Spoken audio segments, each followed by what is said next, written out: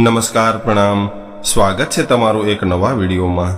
મિત્રો, આજની કહાની ખૂબ સમજવા લાયક અને હૃદયસ્પર્શી કહાની બનવાની છે અને આ કહાની તમે અંત સુધી સાંભળી લેશો તો તમારી આંખમાં પણ આંસુ આવી જશે।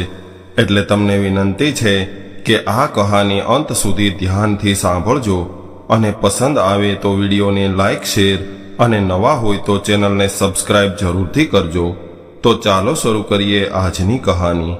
ગુજરાત રાજ્યના એક નાનકડા ગામમાં વિનયભાઈ અને એનો પરિવાર રહેતા હતા। પોતાના ઘરની આર્થિક પરિસ્થિતિ ખરાબ હોવાના કારણે એ સુરત શહેરમાં કામ કરવા આવ્યા હતા। વિનયભાઈ હજુ યુવાન હતા, પરંતુ પોતાના ઘરની ખરાબ પરિસ્થિતિ અને પરિવારની લાચારીએ એના શોખ અને ઈચ્છાઓની બલિ ચડાવી દીધી હતી। નાની ઉંમરમાં જ પિતાજીનું મૃત્યુ થયું હતું અને ઘરમાં બે નાની બહેનો હતી। પિતાના અવસાન બાદ ઘરની બધી જ જવાબદારી વિનયભાઈના ખભા પર આવી હતી। આ વાત આજથી 30 વર્ષ પહેલાની છે। આમ તો વિનયભાઈ બાળપણથી જ ખૂબ મહેનતુ અને ઈમાનદાર હતા। બાળપણમાં પણ ગામડામાં રહીને એ લોકોના ખેતરમાં મજૂરી કરીને 2 પૈસા કમાઈ લેતા અને પિતાની જવાબદારી પૂરી કરવાની કોશિશ કરતા રહેતા।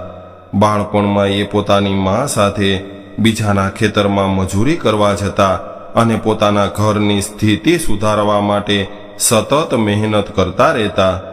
ધીરે ધીરે સમય વીતવા લાગ્યો અને મજૂરી કરીને એણે પોતાની બંને બહેનોના લગ્ન કરાવ્યા। હવે બંને બહેનોને રાજી ખુશીથી પોતાના સાસરે વળાવી દીધી। એટલે ઘરમાં ફક્ત વિનયભાઈ અને એની માતા રહેતા હતા। એની માતાને ટીબીની બીમારી હતી, એટલે ધીરે ધીરે એની તબિયત વધારે બગડવા લાગી। માની તબિયત ખરાબ હોવાના કારણે વિનયભાઈને એની ચિંતા થયા કરતી અને માતાને સાજા કરવા માટે નવા ડોક્ટરોની સલાહ લઈને એનો ઈલાજ કરાવવા માટે હંમેશા દોડતા રહેતા। બધા જ પ્રયાસ કરવા છતાં પણ એ પોતાની માતાને બચાવી ન શક્યા। હવે વિનયભાઈએ માતા પિતા બંનેની છત્રછાયા ગુમાવી દીધી હતી। એક દિવસ વિનયભાઈના શેઠ એના ગામમાં આવ્યા હતા અને વિનયભાઈને કામ કરતા જોઈને એને એવું લાગ્યું કે આ વ્યક્તિ ખૂબ મહેનતુ અને પ્રમાણિક છે। એટલે એણે એને પોતાની પાસે બોલાવ્યા અને એવું કહ્યું કે વિનય, તું મારા કારખાનામાં કામ કરવા આવીશ તો હું તને ત્યાં સારો પગાર પણ આપીશ, કેમ કે મારે એક પ્રામાણિક માણસની જરૂર છે। ત્યારે વિનયભાઈ થોડી વાર માટે વિચારમાં પડી ગયા, કારણ કે વર્ષોથી રહેતા એ ગામને છોડીને જવામાં એને જરા પણ રસ નહોતો, પરંતુ હવે આ ગામમાં રહેવાનો પણ કોઈ હેતુ નહોતો। અંતમાં વિનયભાઈએ શેઠ સાથે જઈને એના કારખાનામાં કામ કરવાનું નક્કી કર્યું। હવે એ પોતાનું ગામ અને એના માતા પિતાએ બનાવેલું ઘર છોડીને શહેરમાં જવા માટે નીકળી ગયા। રસ્તામાં એને હજુ પણ એના માતા પિતાએ ખૂબ જ પરિશ્રમ કરીને બનાવેલા ઘરની યાદ આવી રહી હતી, પરંતુ હવે એ ઘરમાં એનું એકલાપણું એને ખાઈ રહ્યું હતું। હવે શહેરમાં આવીને એણે પોતાનું કામ શરૂ કર્યું અને હવે એના શેઠ પણ એને ખૂબ સારી રીતે રાખતા હતા। સમયની સાથે વિનયભાઈની ઉંમર લગ્ન લાયક થઈ, એટલે એના શેઠે સોનલ નામની યુવતી સાથે એના લગ્ન કરાવી દીધા। હવે તો બંને પતિ પત્ની એકબીજાને સાથ સહકાર આપીને આગળ વધવા માટે પ્રયાસ કરવા લાગ્યા અને સમયનું ચક્ર ક્યારે ફરે છે એ કોને ખબર હોય। વિનયભાઈની મહેનત હવે રંગ લાવી અને એ જે કંપનીમાં એક મામૂલી નોકર તરીકે કામ કરવા આવ્યા હતા એ જ કંપનીમાં એને મેનેજર તરીકેનો હોદ્દો આપવામાં આવ્યો। આ ગરીબ ઘરનો દીકરો એક દિવસ આવડી મોટી કંપનીનો મેનેજર બની જશે એ કોને ખબર હતી। એની બંને બહેનો પણ ભાઈની આવી પ્રગતિ જોઈને અત્યંત ખુશ થઈ ગઈ। એક સમયે રોજ ઉઠીને બીજાના ખેતરમાં મજૂરી કરવા જવાવાળો વિનય આજે એક મોટી કંપનીનો મેનેજર હતો। સમયને બદલતા વાર નથી લાગતી, એવી જ રીતે ધીરે ધીરે એના લગ્નને 5 વર્ષ થઈ ગયા। હવે એના ઘરે પારણું બંધાયું અને એક દીકરીનો જન્મ થયો। વિનયભાઈની દીકરી કાજલ જાણે એના માટે ધનનો ભંડાર લઈને આવી હોય એવી રીતે દીકરીના જન્મ બાદ વિનયભાઈની પ્રગતિ ખૂબ ઝડપથી વધવા લાગી. હવે બીજાની કંપનીમાં મેનેજર તરીકે કામ કરી રહેલા વિનયભાઈ આજે કાજલ ઇન્ડસ્ટ્રીઝ નામની કંપનીના માલિક બની ગયા. એની લાડકી દીકરી ભણવામાં ખૂબ હોશિયાર હતી. કાજલ વિનયભાઈ માટે એટલી લાડકી હતી કે એના પત્ની ઘણીવાર એવું કહેતા કે તમે તમારા લાડકોડમાં દીકરીને બગાડી દીધી છે, પરંતુ જ્યારે તમારી આ લાડકી દીકરી સાસરે જશે ત્યારે તમને તમારો જીવ નીકળી ગયો હોય એવું લાગશે. ત્યારે વિનયભાઈ એવું કહેતા કે દીકરી તો પારકું ધન કહેવાય, પરંતુ હું મારી દીકરીને મારાથી દૂર નહીં જવા દઉં. આવી રીતે થોડો સમય વીતી ગયો અને કાજલ યુવાન થઈ અને ઉંમરની સાથે વિનયભાઈ અને એના પત્ની કાજલ માટે કોઈ યોગ્ય છોકરાની શોધ કરવા લાગ્યા. હવે કાજલનો અભ્યાસ પૂરો થયો હતો એટલે વિનયભાઈએ એની દીકરીને વાત કરી કે કાજલ, મારે તારી સાથે અગત્યની વાત કરવી છે. બસ આટલું કહીને વિનયભાઈએ વાતની શરૂઆત કરી દીધી અને કહેવા લાગ્યા કે બેટા, હવે તારો અભ્યાસ પૂરો થઈ ગયો છે એટલે હું અને તારી મમ્મી એવું ઈચ્છીએ છીએ કે હજુ અમારી હાજરી છે ત્યાં સુધીમાં કોઈ સારો યુવક શોધીને ખૂબ ધામધૂમથી તારા લગ્ન કરાવીએ. આટલું સાંભળતા જ કાજલ ગુસ્સે થઈ ગઈ અને કહેવા લાગી કે પપ્પા, શું હું તમને બોજ લાગુ છું કે તમે મને પરણાવવા માંગો છો? ત્યારે વિનયભાઈ હસીને કહેવા લાગ્યા કે અરે મારી નટખટ દીકરી, એક પિતા માટે એના કાળજાનો કટકો ક્યારેય બોજ ન હોય, પરંતુ સમાજનો નિયમ છે કે દીકરીને ગમે એટલા લાડકોડથી ઉછેરીને મોટી કરો, અંતમાં એને એના સાસરીએ વળાવવી પડે છે. બાપ દીકરીની આવી વાતચીતમાં પિતાની ચિંતા અને દીકરીની બાપને છોડીને જવાની ચિંતા દેખાઈ રહી હતી. ત્યારે વિનયભાઈ કહેવા લાગ્યા કે બેટા, કદાચ તને તારી ઓળખાણમાં પણ કોઈ છોકરો પસંદ હોય તો મને ખુશીથી જણાવી દેજે, કેમ કે તારી ખુશીમાં જ અમારી ખુશી છે. ત્યારે કાજલ બોલી કે પપ્પા, તમે તો મારા ભગવાન છો અને ભગવાન ક્યારેય કોઈ ખોટો નિર્ણય ન લે. ત્યારબાદ હંમેશા રમૂજ અને મજાક મસ્તી કરવાવાળી કાજલ ઉદાસ થઈ ગઈ. એટલે વિનયભાઈને મનમાં અફસોસ થયો કે એણે કાજલ પાસે ખોટા સમયે વાત કરી લીધી છે. કાજલને ઉદાસ જોઈને વિનયભાઈ કહેવા લાગ્યા કે કાજલ, તું આવી રીતે ઉદાસ થઈને કેમ બેઠી છો? બેટા, હું એક પિતા તરીકે મારી જવાબદારી સમજીને તને કહી રહ્યો હતો, પરંતુ જ્યાં સુધી તારી ઈચ્છા ન હોય ત્યાં સુધી આપણે તારા લગ્નની વાત નહીં કરીએ. પરંતુ મને મારી દીકરી ઉદાસ બેસી રહે એ જરાય પસંદ નથી. આટલું સાંભળતા જ કાજલ હસવા લાગી અને બોલી ઉઠી કે પપ્પા, તમે કંઈ પણ કરો, પરંતુ હું તમને અને મારી મમ્મીને છોડીને ક્યાંય નથી જવાની. ત્યારે વિનયભાઈએ દીકરીના માથા પર હાથ મૂકીને એવું કહ્યું કે બેટા, કદાચ મારું ચાલે તો હું એક મિનિટ પણ તને મારી આંખથી દૂર ન જવા દઉં. બાપ દીકરીનો આવો પ્રેમ જોઈને કાજલની મમ્મીની આંખમાં આંસુ આવી ગયા અને એ વિચારવા લાગ્યા કે કોણ જાણે એ દિવસે એના પપ્પાની હાલત કેવી થશે જ્યારે કાજલ આ ઘરમાંથી વિદાય લેશે. હવે 1 વર્ષ પછી કાજલના મમ્મી પપ્પાએ એના માટે એક છોકરો શોધી લીધો અને એના લગ્ન કરવાનું નક્કી કર્યું. આ બાજુ કાજલ પણ આ કડવી વાસ્તવિકતાથી વાકેફ હતી કે એક દિવસ તો એને એના મમ્મી પપ્પાને છોડીને કોઈ બીજા ઘરમાં જવું પડશે. પરંતુ કહેવાય છે કે પિતા એક એવી વ્યક્તિ હોય છે જેના પગરખાથી પણ એની દીકરીને લગાવ હોય છે.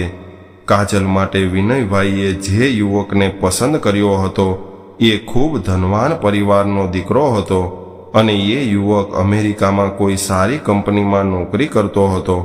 કાજલની સગાઈ જે પરિવારમાં કરવામાં આવી હતી એ પરિવારનો સ્વભાવ થોડો તીખો અને અહંકારી હતો. એ વાતની વિનયભાઈને પણ ખબર હતી, પરંતુ એની લાડકી દીકરીને આ છોકરો ખૂબ પસંદ હતો. એટલે દીકરીની ખુશી માટે પિતાએ આ બધું જ સહન કરીને કાજલના વિવાહ વિવેક સાથે કરવાનું નક્કી કર્યું. કાજલના સાસરિયાવાળા લોકોએ વિનયભાઈ પાસે અમુક શરતો મૂકી હતી અને એવું કહ્યું હતું કે કદાચ તમારે તમારી દીકરીને અમારા દીકરા સાથે પરણાવવી હોય તો તમારી બધી જ સંપત્તિ મારા દીકરાના નામે કરવી પડશે. ત્યારે વિનયભાઈ બોલ્યા કે વેવાઈ, આ સંપત્તિ મેં મારી આખી જિંદગી ખર્ચીને ઊભી કરી છે અને તમે તો મારી દીકરીના થવાવાળા સસરા છો અને મારા ઘરની દીકરી કાલે તમારા ઘરની વહુ બનશે. ત્યારે વિવેકના પપ્પા બોલ્યા કે એ બધું અમે નથી જાણતા, પરંતુ તમે તમારી દીકરીને પરણાવવા માંગતા હોય તો અમારી આ શરત માનવી પડશે. આવું સાંભળીને વિનયભાઈ મનમાં ને મનમાં વિચારવા લાગ્યા કે મેં ખૂબ મહેનત કરીને મારી સંપત્તિ ઊભી કરી છે, એ સંપત્તિ હું પળવારમાં બીજાને કેમ આપી દઉં? એક બાજુ ખૂબ કઠોર પરિશ્રમ કરીને ઊભી કરેલી સંપત્તિની સુગંધ હતી અને બીજી બાજુ ખડખડાટ હસતી એની લાડકી દીકરીની ખુશી હતી. અંતમાં વિનયભાઈએ પોતાની દીકરી માટે વર્ષોથી ભેગી કરેલી એની મરણ મૂડી એના થવાવાળા જમાઈના નામે કરવાનું નક્કી કર્યું અને એમણે એવું વિચાર્યું કે મારી પાસે જે કંઈ પણ છે એ બધું જ મારી દીકરીની ખુશી આગળ કંઈ નથી. આવું વિચારીને વિનયભાઈએ સામેવાળાની બધી જ શરતો માની લીધી. એણે પોતાની દીકરીની ખુશીનો સોદો કર્યો હોય એવું લાગતું હતું, પરંતુ કાજલની ખુશી જોઈને એને પોતાની સંપત્તિ છોડી દીધી એનો કોઈ અફસોસ નહોતો. હવે વિનયભાઈએ ઘરે આવીને એની પત્નીને બધી વાત જણાવી. આ વાત સાંભળીને એના પત્ની ત્યાં ને ત્યાં બેસીને રડવા લાગ્યા અને કહેવા લાગ્યા કે એ લોકો આટલા બધા સદ્ધર હોવા છતાં પણ આટલા લાલચુ હશે એ મને ખબર નહોતી. આપણે આપણી દીકરીને કોઈ ખોટા ઘરમાં મોકલી રહ્યા હોય એવું તમને નથી લાગતું? ત્યારે વિનયભાઈ હસીને કહેવા લાગ્યા કે અરે, આપણે આપણી દીકરીને જે ઘરમાં મોકલી રહ્યા છીએ એ ઘર આપણા શહેરનું સૌથી વધારે સદ્ધર અને પ્રખ્યાત પરિવાર છે. હું સમજી શકું છું કે તું એક માં છે, પરંતુ આપણી દીકરીની ખુશી માટે આપણે આ એક નાનું એવું બલિદાન તો આપવું પડશે. એ સમયે કાજલની મમ્મીનું મન માનતું નહોતું, પરંતુ વિનયભાઈની વાતનું માન રાખીને એણે એને હિંમત આપીને એવું કહ્યું કે કંઈ વાંધો નહીં, આપણી દીકરીથી વિશેષ આપણા માટે કંઈ નથી. આપણે એના ધામધૂમથી લગ્ન કરાવશું. હવે દીકરીના લગ્નને થોડો સમય બાકી હતો, પરંતુ આ બધી વાતથી અજાણ કાજલ પોતાના પિતાને બેચેન જોઈને પૂછવા લાગી કે પપ્પા, કેમ તમે કંઈ બોલતા નથી? શું તમારા મનમાં કોઈ ચિંતા છે? આમ તો વિનયભાઈ અને એની દીકરી વચ્ચે એવા સંબંધો હતા કે એ બંને એકબીજાની દરેક વાતો જણાવી દેતા, પરંતુ આ વાત વિનયભાઈ એની દીકરીને કહીને એને નિરાશ કરવા નહોતા માંગતા અને એને ડર હતો કે મારી દીકરી આ વાત સાંભળીને એ પોતાના પિતા માટે આ સંબંધ તોડી નાખશે. ધીરે ધીરે સમય વીતવા લાગ્યો અને કાજલના લગ્નનો દિવસ આવી ગયો અને ખૂબ ધામધૂમથી લગ્નની તૈયારી કરવામાં આવી. પોતાની લાડકી દીકરી કાજલને લગ્નના કપડામાં જોઈને વિનયભાઈ થોડીવાર જોતા રહી ગયા.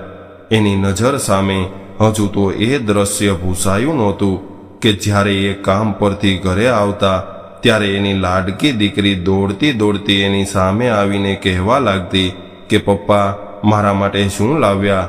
અને આજે એ જ દીકરી લગ્નના દિવસે એના પિતા સામે ચાલીને આવી રહી હતી.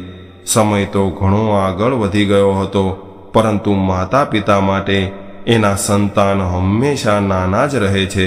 આંખોમાં આંસુ અને મોઢા પર સ્મિત સાથે વિનયભાઈ કાજલની પાસે ગયા અને કહેવા લાગ્યા કે કેમ દીકરી, તું તો કહેતી હતી ને કે પપ્પા, હું તમને છોડીને ક્યારેય નહીં જાઉં, તો પણ આજે તું તારા પપ્પાને છોડીને જતી રહીશ?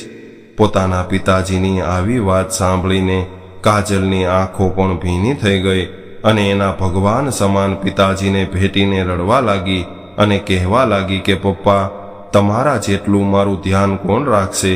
ત્યારે વિનયભાઈએ હસતા મોઢે એવું કહ્યું કે અરે બેટા, હવે હું તારી બધી જ જવાબદારી વિવેકના હાથમાં સોંપી રહ્યો છું અને મને વિશ્વાસ છે કે એ તારું પૂરેપૂરું ધ્યાન રાખશે. બસ આટલું કહીને બાપ દીકરીએ માંડવા તરફ પગલાં માંડ્યા. કાજલના મનમાં અનેક પ્રશ્નોનું વાવાઝોડું ચાલી રહ્યું હતું, પરંતુ એના પપ્પા વધારે ઢીલા ન પડે એટલા માટે એ કઠણ થઈને ચાલવા લાગી. શહેરમાં રહેતા બધા જ વેપારીઓ અને સગા સંબંધીઓને લગ્નમાં આવવાનું આમંત્રણ આપેલું હતું. પોતાની આખી જિંદગી ખર્ચીને ઊભી કરેલી સંપત્તિમાંથી વિનયભાઈએ એની દીકરીના લગ્ન કરાવ્યા. લગ્નની વિધિ સમાપ્ત થઈ અને જે પરિસ્થિતિને વિચારીને વિનયભાઈ અને એના પત્ની બેચેન થઈ રહ્યા હતા, એ સમય આજે એની સામે આવીને ઊભો હતો.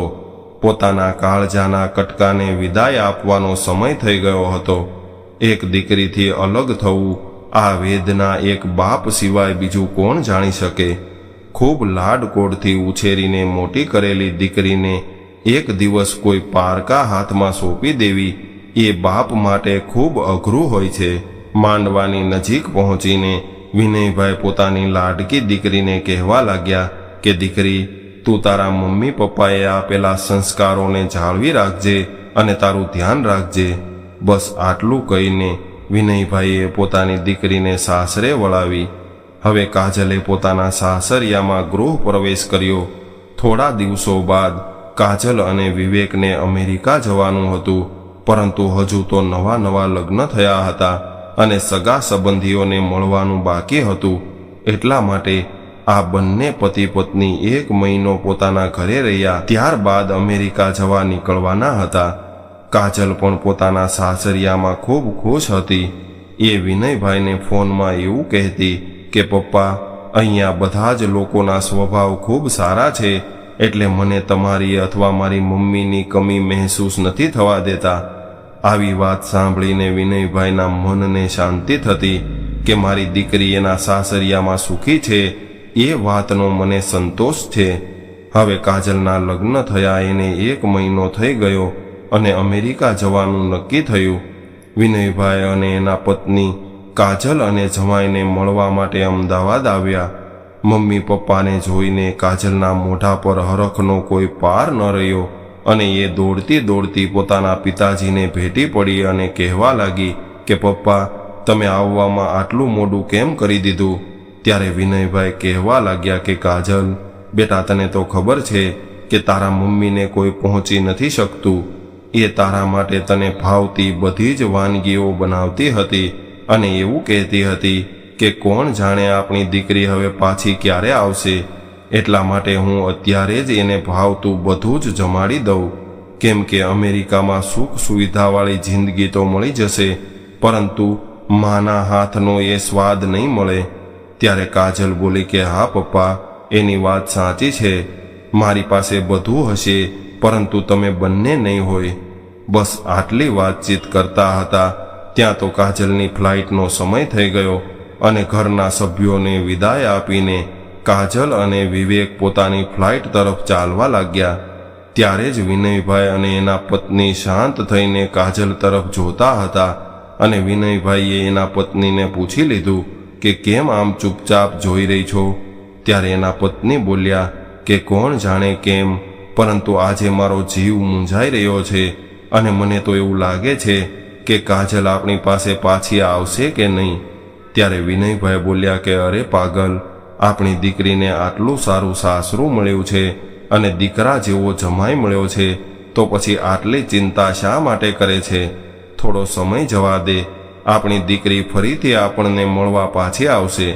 બસ ત્યારથી કાજલ અમેરિકા ગઈ અને શરતો મુજબ વિનયભાઈની બધી જ સંપત્તિ વિવેકના નામે કરીને વિનયભાઈ અને એની પત્ની ગામડે આવી ગયા. કાજલ આ વાતથી અજાણ હતી. કાજલ અમેરિકા ગઈ એને 3-4 દિવસ થઈ ગયા હતા. આ બાજુ વિનયભાઈને દીકરીની ચિંતા હતી કે દીકરી અમેરિકા ગઈ એને ઘણા દિવસ થઈ ગયા છે, પરંતુ હજુ સુધી એના કોઈ સમાચાર નથી આવ્યા. એટલે મનમાં મૂંઝાઈ રહેલા વિનયભાઈએ જમાઈને ફોન કર્યો, પરંતુ ફોન પર એને કોઈ જવાબ ન મળ્યો.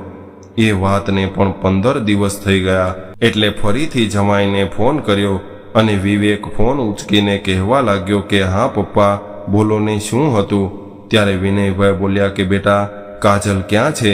તમે ગયા એને ઘણા દિવસો વીતી ગયા છે, પરંતુ હજુ સુધી કાજલનો કોઈ ફોન નથી આવ્યો. ત્યારે વિવેક બોલ્યો કે નહીં પપ્પા, એમાં એવું છે કે અમે લોકો શાંતિથી પહોંચી ગયા છીએ, પરંતુ અમેરિકામાં ફરવામાં કાજલ તમને ફોન કરવાનું ભૂલી ગયા હશે અને અત્યારે એ એના કામથી બહાર ગઈ છે. એ આવશે એટલે તમારી વાત કરાવી દઈશ. આટલું કહીને વિવેકે ફોન મૂકી દીધો. આ વાત સાંભળીને વિનયભાઈના મનને થોડી શાંતિ થઈ. કાજલના ફોનની રાહ જોઈ રહેલા વિનયભાઈ ફોનની બાજુમાં કલાકો સુધી બેઠા રહ્યા, પરંતુ એની દીકરીનો એક પણ ફોન ન આવ્યો. ધીરે ધીરે સમય વીતવા લાગ્યો અને 1 મહિનો વીતી ગયો હોવા છતાં પણ કોઈ સમાચાર ન આવ્યા. અને હવે તો વિવેકે પણ વિનયભાઈનો ફોન ઉઠાવવાનું બંધ કર્યું હતું. આ બાજુ વિનયભાઈને પોતાની દીકરીની ખૂબ ચિંતા થઈ રહી હતી. એટલે એક દિવસ વિનયભાઈ વિવેકના ઘરે ગયા અને એના મમ્મી પપ્પાને વાત કરી. પરંતુ આ અહંકારી લોકોએ વિનયભાઈને ન કહેવાના શબ્દો કહીને ઘરમાંથી કાઢી મૂક્યા. એટલે વિનયભાઈ ત્યાંથી નીકળીને રસ્તા પર બેસી ગયા. હવે એના પત્નીની જેમ એને પણ દીકરીની ચિંતા થવા લાગી હતી. એને વિશ્વાસ હતો કે એની દીકરી એની સાથે વાત કર્યા વગર રહી જ ન શકે. એક પિતાની એના સંતાન પ્રત્યેની આવી વેદના કોઈ પણ કઠણ કાળજાના માનવીને પણ કરુણ બનાવી દે છે. વિનયભાઈએ ઘરે આવીને પત્નીને બધી વાત કરી અને એવું કહ્યું કે કંઈક તો છે, નહીતર આપણી દીકરી આવું ક્યારેય ન કરે. દીકરીની ચિંતામાં માતા પિતાનું હૃદય વલોપાત કરવા લાગ્યું.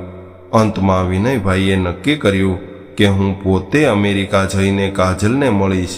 પરંતુ વિનયભાઈ પાસે હવે કોઈ મૂડી નહોતી, કેમ કે એણે એની બધી જ સંપત્તિ જમાઈના નામે કરી હતી.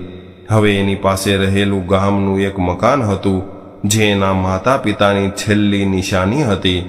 પરંતુ કાજલ પાસે પહોંચવા માટે વિનયભાઈને ઘણા બધા પૈસાની જરૂર હતી. એટલે પોતાની દીકરી પાસે પહોંચવા માટે એક પિતાએ એના પિતાની છેલ્લી નિશાની પણ કુરબાન કરી દીધી અને અમેરિકા જવાનું નક્કી કર્યું.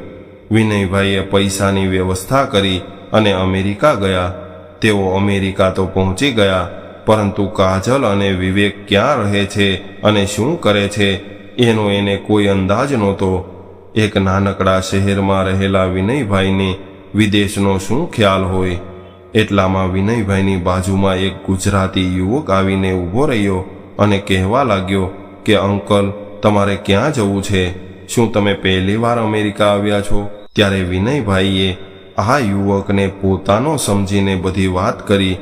એટલે યુવક કહેવા લાગ્યો કે અંકલ, અમેરિકા તો ઘણું મોટું છે, છતાં પણ હું તમને તમારી દીકરીને શોધવામાં મદદ કરીશ. પરંતુ તમારી પાસે કોઈ સરનામું અથવા સ્થળનું નામ પણ નથી કે જેનાથી આપણે કાજલ સુધી પહોંચી શકીએ. વિનયભાઈ પાસે કોઈ માહિતી નહોતી, છતાં પણ એ કાજલને શોધવાના નિષ્ફળ પ્રયાસ કરી રહ્યા હતા. એમની પાસે કાજલ અને વિવેકના લગ્ન સમયનો ફોટો હતો. એટલે આ ફોટાના આધારે કાજલને શોધવાનું નક્કી કર્યું. કાજલની ચિંતા વિનયભાઈને બેચેન કરી રહી હતી. આમ તો વિનયભાઈએ કોઈ ખાસ અભ્યાસ નહોતો કર્યો, છતાં પણ તૂટેલું ફૂટેલું અંગ્રેજી બોલીને લોકોને સમજવાનો પ્રયાસ કરી રહ્યા હતા. વિનયભાઈ પાગલોની જેમ પોતાની દીકરીનો ફોટો લઈને રોડ પર લોકોને પૂછી રહ્યા હતા, પરંતુ કાજલના કોઈ સમાચાર ન મળ્યા.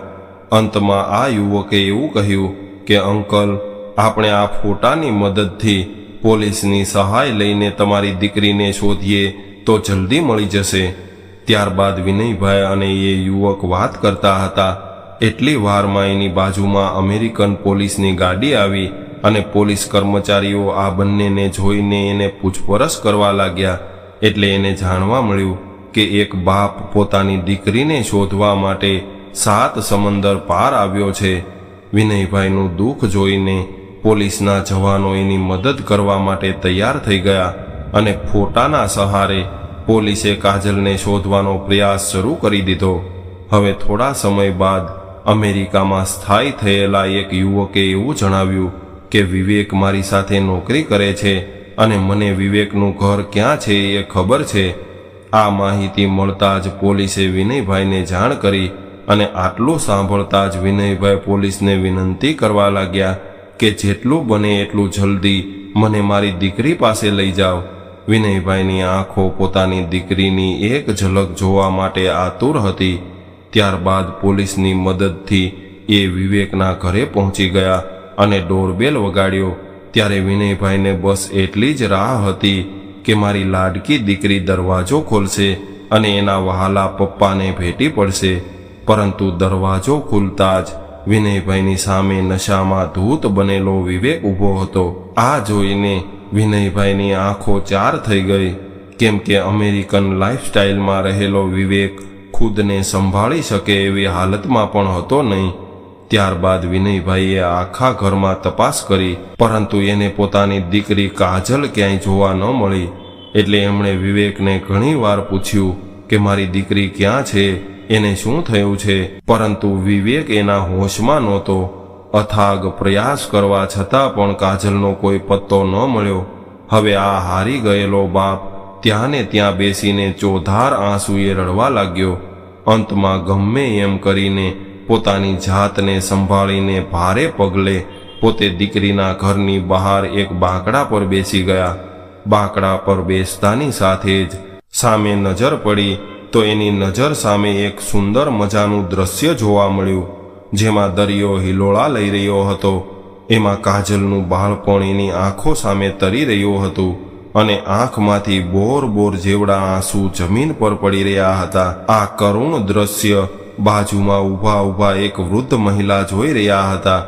એટલે આ મહિલાને એટલું તો સમજાઈ ગયું હતું કે નક્કી આ કાજલના પપ્પા છે. ત્યારબાદ એ અમેરિકન મહિલાએ એક અજાણી ભાષામાં લખેલો પત્ર વિનયભાઈના હાથમાં આપ્યો અને આ પત્ર વિનયભાઈએ જોયો તો ગુજરાતી ભાષામાં લખેલો હતો અને વિનયભાઈ એ અક્ષરને બરાબર રીતે ઓળખતા હતા, કેમ કે એ અક્ષર એની દીકરી કાજલના હતા. ખરડાયેલા તેમજ ધ્રુજી રહેલા હાથમાં એ પત્ર જાણે વિનયભાઈને કંઈક કહી રહ્યો હતો. દૂરના નંબર હતા, પરંતુ નજીકમાં રહેલો એ પત્ર વિનયભાઈ સ્પષ્ટ રીતે વાંચી રહ્યા હતા. પત્રમાં એવું લખ્યું હતું કે પપ્પા, મને નથી ખબર કે આ પત્ર તમારા સુધી પહોંચી શકશે કે નહીં, પરંતુ મેં તમારા આપેલા સંસ્કારોને જાળવી રાખવા માટે મારાથી બનતી બધી જ કોશિશ કરી હતી, પરંતુ મારાથી આ બધું સહન ન થયું અને થાકી ગઈ હતી અને હું મારું દુઃખ તમને જણાવીને તમને દુઃખી કરવા નહોતી માગતી. તમારી આંખોએ સેવેલા એ સપના કે તમારી દીકરી વિદેશમાં જઈને આરામથી જિંદગી જીવશે, પરંતુ આ સપનાઓ બસ સપના જ રહી ગયા. વિવેક અને હું અમેરિકા તો આવી ગયા, પરંતુ અહીંયા આવીને મને ખબર પડી કે આ લોકોએ આપણી સાથે કપટ કર્યું છે અને વિવેકને નશો કરવાની આદત છે. નશામાં ધૂત વિવેક મારા પર ન કરવાના અત્યાચાર કરતો હતો, પરંતુ તમારી માન મર્યાદા જાળવી રાખવા માટે મેં બધું જ સહન કરી લીધું. છતાં પણ દિવસે ને દિવસે વિવેકનો ત્રાસ વધતો ગયો. અંતમાં મારી પાસે બીજો કોઈ રસ્તો ન રહ્યો, એટલે કોઈને પણ તકલીફ આપ્યા વગર હું મારું જીવન ટૂંકાવું છું. મને ખબર છે કે તમે અને મારી મમ્મી આ વાત સાંભળીને તૂટી જશો, પરંતુ તમે તમારા દિલ પર પથ્થર રાખીને મારો આ પત્ર વાંચજો. કોણ જાણે કેમ માતા પિતા એની લાડકી દીકરી માટે હંમેશા સુખી અને સમૃદ્ધ પરિવારની ઈચ્છા રાખતા હોય છે, પરંતુ એ આ વાતથી સાવ અજાણ હોય છે કે બહારથી દેખાતી આ સુખ સાહેબીના પ્રકાશ પાછળ હંમેશા અંધારું હોય છે. પપ્પા, કોણ જાણે મારા જેવી કેટલીય દીકરીઓને આ સુખ સુવિધાઓની લાલચ ગળી ગઈ હશે. આટલું વાંચતા જ વિનયભાઈના મનમાં ચાલી રહેલો કાજલના ખડખડાટ હસવાનો અવાજ આજે એને આ નિસહાય બની ગયેલી દીકરીના ડૂસકાનો અવાજ કે પપ્પા મને બચાવી લ્યો એવી રીતે પોકારતો હોય એવું લાગી રહ્યું હતું. અંતમાં એટલું જ કહીશ કે મારા શોખ પૂરા કરવા માટે તમે તમારી જિંદગી લગાવી દીધી અને મને એ વાતનો કોઈ અફસોસ નથી કે તમે દુનિયાના બેસ્ટ પિતા છો. પિતાજી, મને માફ કરજો અને તમારું ધ્યાન રાખજો.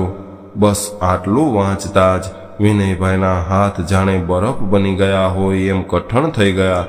થોડી વાર માટે તો એને કંઈ સમજાયું નહીં કે આ શું બની ગયું. દીકરીને ગુમાવ્યાનો આઘાત વિનયભાઈ સહન ન કરી શક્યા અને એ જોર જોરથી રડવા લાગ્યા અને વિચારવા લાગ્યા કે મેં મારી દીકરીની ખુશી માટે કરેલા બધા જ ત્યાગના બદલામાં મારે મારી દીકરીને જ ત્યાગવી પડી. મેં મારી દીકરીને સર્વશ્રેષ્ઠ સાસરું અપાવવાની લાલચમાં કપટી માણસોના ઘરમાં મોકલી દીધી. કપટી માણસ દુનિયામાં કોઈનો સગો નથી હોતો અને આ વાત મને આજે મારી દીકરીનો જીવ આપીને સમજાય છે. વિનયભાઈ આવું વિચારતા હતા ત્યારે જ એને હૃદય રોગનો હુમલો આવ્યો અને એ ત્યાં જ ઢળી પડ્યા અને એના પ્રાણ નીકળી ગયા. મિત્રો, આ વાર્તા તમને કેવી લાગી કોમેન્ટમાં જરૂર જણાવજો અને પસંદ આવી હોય તો વિડીયોને લાઈક, શેર અને નવા હોય તો ચેનલને સબસ્ક્રાઈબ જરૂરથી કરજો. હર હર મહાદેવ.